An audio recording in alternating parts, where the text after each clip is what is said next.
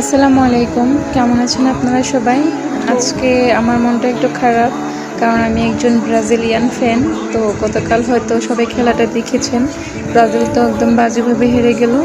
তো যাই হোক, খেলার জায়গায়, বিনোদনের জায়গায় রান্নাবান্না তো করতে হবে। তো সকালবেলা ঘুম থেকে উঠিয়ে লাউ কেটে নিয়েছি গাছ থেকে, আর দেখালাম আমাদের গাছে মাশাআল্লাহ অনেকগুলো লাউ আছে। আরও তার পুকুর পাড় থেকে আমি এখানে ডাঁটা আর কলমি শাক তুলে এনেছি, তাও ভেজে নিচ্ছি। তার সাথে আজকে রান্না করবো আবার কচু শাক।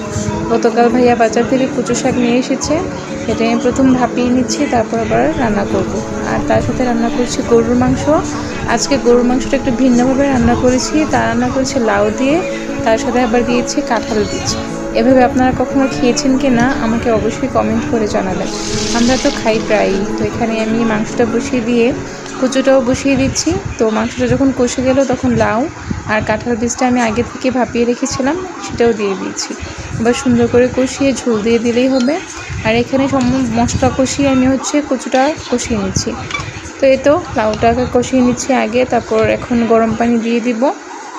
গরম পানি দেওয়া শেষ হলে রান্নাটা তাড়াতাড়ি হয়ে যাবে। তো আর তার সাথে আমি করে নিচ্ছি ঝিঙার ভর্তা। আসলে মন মেজাজ খারাপ থাকলে মুখ থেকে যেন কথাই বের হচ্ছে না। আজকে তো কোনো কাজ করতে ইচ্ছে করছিল না, তারপরও করতে তো হবেই, যেহেতু সংসার আছে আমার। তো সবাই ভালো থাকবেন।